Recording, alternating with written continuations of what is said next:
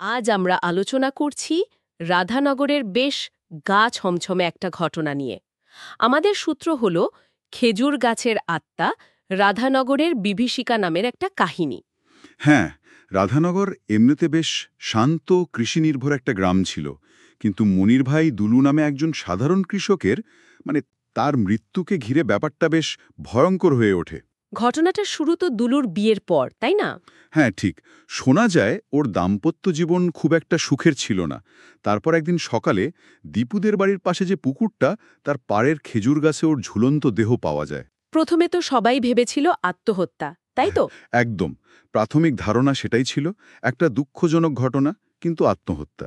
কিন্তু গল্পটা তো এখানেই শেষ হয়নি, বরং বলা যায় এখান থেকেই শুরু। মানে দুলুর মৃত্যুটা শুধু একটা ব্যক্তিগত বিষয়ে থাকল না।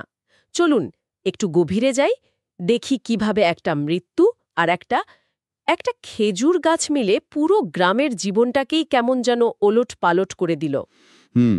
প্রথম যে ভয়ের ব্যাপারটা ছড়ায়, সেটা হলো গ্রামের এক কৃষককে নিয়ে। সন্ধেবেলা মাঠ থেকে ফিরছিল সে। কি হয়েছিল?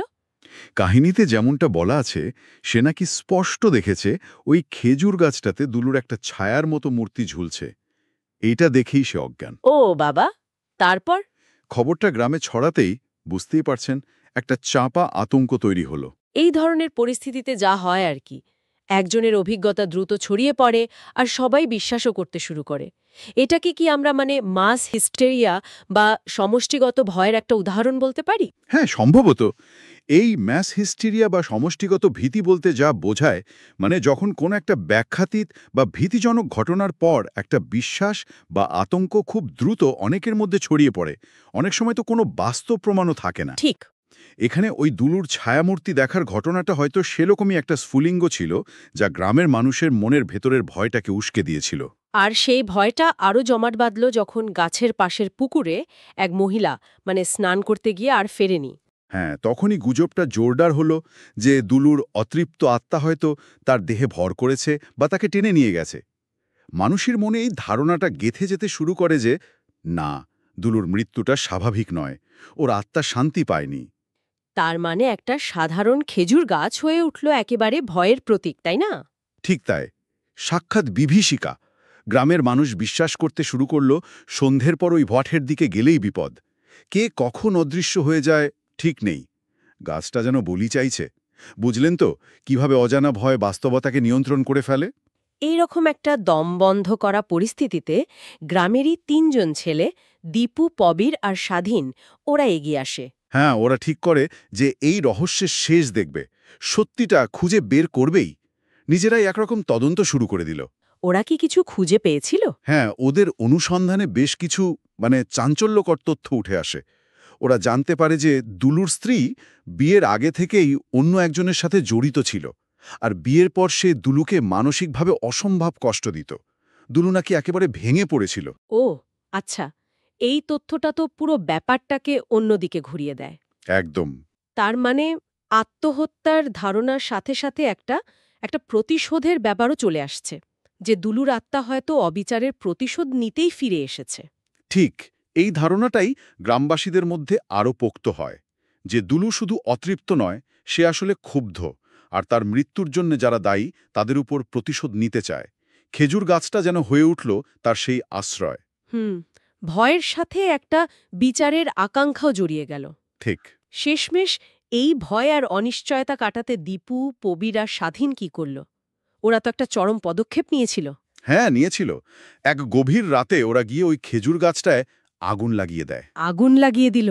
হ্যাঁ, কিন্তু কাহিনীতে এই ঘটনার একটা খুব নাটকীয় বিবরণ আছে। বলা হয়, গাছটা যখন দাউ দাউ করে জ্বলছে, আগুনের শিখার মধ্যে নাকি একটা বিকৃত মুখের ছায়া ফুটে উঠেছিল, আর সেই মুখ থেকে চিৎকার আসছিল, আমার বিচার চাই। আমার বিচার চাই। এই কথাটা কিন্তু পুরো ঘটনাটাকে আরো জটিল করে তোলে। কার কাছে বিচার? কিসের বিচার? সেটাই তো প্রশ্ন। শুধু কি তার মৃত্যুর জন্য দায়ী স্ত্রীর শাস্তি, নাকি তার সারা জীবনের যে কষ্ট, যে অবহেলা, মানসিক যন্ত্রণা, তার স্বীকৃতি? হুম।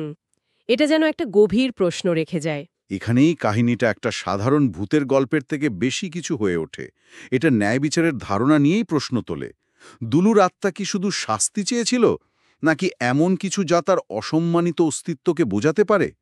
গাছটা পুড়িয়ে কি সেই আর্তনাদ থামানো গেছে? আপাত দৃষ্টিতে তো মনে হতে পারে গেছে। গাছটা তো পুড়ে ছাই। কিন্তু রাধানগরের মানুষের মন থেকে কি ভয়টা গেছে? কাহিনী অনুযায়ী না। আজও নাকি সন্ধ্যের পর গ্রামের লোক ওই পোড়া গাছের জায়গাটা আর পাশের ফাঁকা মাঠটা এড়িয়ে চলে। ভয়টা যেন এখনো বাতাসে ভাসে। এটাই ভাবার মতো বিষয়। কিভাবে একজন মানুষের ব্যক্তিগত দুঃখ, তার অস্বাভাবিক মৃত্যু একটা গোটা গ্রামের স্থায়ী ভয় তৈরি করতে পারে। হ্যাঁ, খেজুর গাছটা ছিল সেই ভয়ের প্রতীক। কিন্তু আসল ভয়টা তো হয়তো মানুষের মনেই গেঁথে গেছে। আর দুলুর ওই বিচারের আকাঙ্ক্ষা, সেটা ভয়টাকে আরও গভীর করেছে, তাই না? তাহলে এই কাহিনী আমাদের কি সোচতে বাধ্য করে? হয়তো এটাই যে কিছু ক্ষত পুড়িয়ে ফেললেও তার দাগটা হয়তো মিলিয়ে যায় না। দুলুর অতৃপ্ত আত্মা কি সত্যি মুক্তি পেয়েছিল, নাকি সেই বিচার চাই চিৎকার আজও রাধানগরের বাতাসে অন্য কোনো রূপে ফিরে আসার অপেক্ষা করছে? এর উত্তরটা হয়তো সময়ের হাতেই।